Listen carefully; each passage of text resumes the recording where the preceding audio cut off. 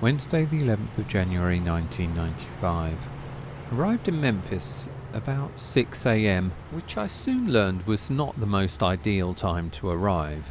Taxi drivers quickly culminated touting for business. Being a budget trip, taxis were not on my list, and I had in my mind that I would walk from the station. But I have to say, the taxi drivers had very good selling tactics. Or just very concerned for my safety. "Taxi, sir?" "No thanks, it's fine, I'm going to walk." "Sir, you can't just walk into town, it's not safe." I was obviously looking sceptical of his motivations. "Trust me on this, you do not want to walk." "You know, as soon as they see that backpack of yours and see you're a traveller, you'll be a target." Well, he did have a convincing argument, and so I took his advice and went with him. Well, he said he was a taxi driver, suddenly becoming slightly paranoid. And as he drove, he recalled some reassuring stories of other backpackers who'd been mugged recently. "And you, my friend, are a prime target." Great. "Welcome to Memphis."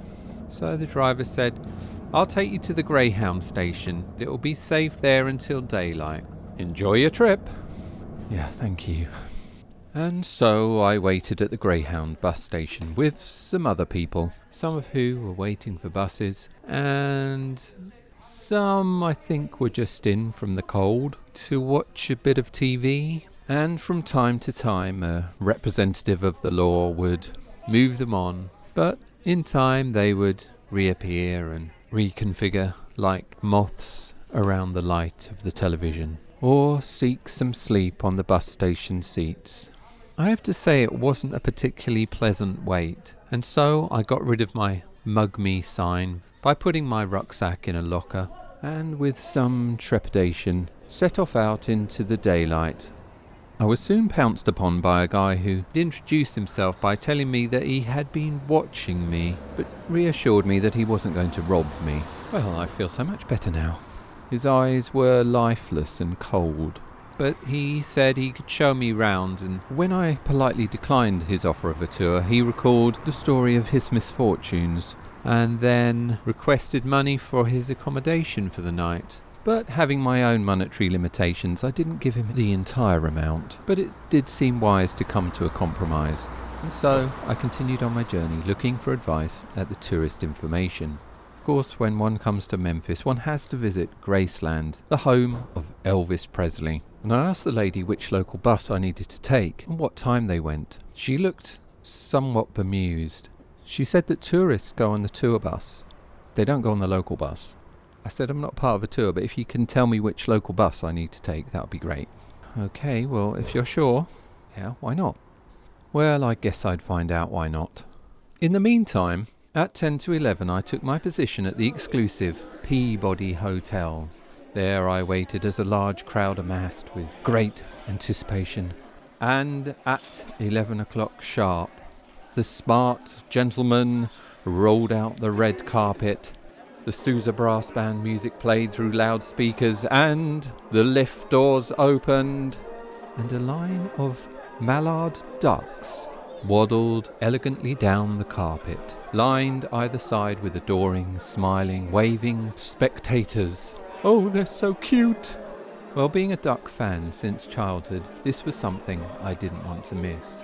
The ducks would happily swim in a fountain all day, until 5 o'clock, where they would then return along the carpet, up into the lift, and to their penthouse suite on the roof of the hotel. Or at least that's what I've been led to believe. It was at the Peabody Hotel that I met some very keen Elvis Presley fans from Yorkshire. Apparently I'd just missed the grand celebration of his birthday party. So off I went to wait for the local bus that would take me to this mythical place of Graceland. It was when I got onto the bus that I realised what the lady at Tourist Information was trying to infer. And there I'd been naively thinking that segregation had been abolished in the 60s. It was of course Memphis where Martin Luther King had been murdered, and I got the sense that the racial tensions hadn't gone away. For what felt like the longest bus ride I'd ever been on, I was very pleased to reach the gates of Graceland. I arrived as some men were removing some large illuminated decorations, obviously left over from the birthday bash. I stepped outside to the Graceland bus stop, where a small bus spent its days merely crossing the road and up the drive to Elvis's mansion. It was here that I discovered the extremes of fandom. Firstly, I watched the film of Elvis's life, and as the titles rolled, I soon became aware of the sniffles and weeping from the darkness all around me. Elvis's music constantly played outside and inside and in the toilets and outside the toilets and, well, everywhere really, was endless. Once again I felt strangely out of place, but for a whole other reason, being on a guided tour with a group of other people, to which this experience obviously meant so much more.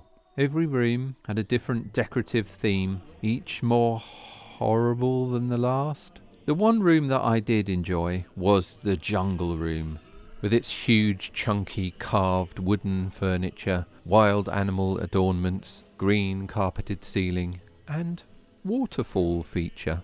Portraits, iconic exuberant costumes, guitars and guns. It's strange the way many of the visitors don't think he's dead. It was a whole other world to me, like a whole other universe, and I was the alien. On the way back, somewhat mind blown by the experience, I just kept my head down on the bus. As soon as I got off, I was shouted at by an angry homeless man. "Give me money! I was mugged on Beale Street!" I quickly dived into an art gallery, and thankfully it was a friendly oasis. The owner, who was out the back, cutting out wooden shapes with a jigsaw, welcomed me with a warm smile and less intense chat. Unfortunately, my train out of Memphis didn't leave till midnight, and so I had some time to kill, and it was nice to be somewhere relaxed and friendly for a while. But I couldn't stay there forever, and the last tram to the Amtrak station was 10:30. And so I waited alone in the dark, getting more and more nervous. Unfortunately, my trip to Memphis did seem to be punctuated by uncomfortable waits, and this was probably the worst. I was very relieved when the tram pulled in and saw that it was driven by a pleasant lady. She said she couldn't take me all the way to the Amtrak station because the line doesn't go that far, but she said she would stop and wait and watch and make sure I arrived safely. And at the end of the line, I took one look out into the uninviting darkness and ran for it.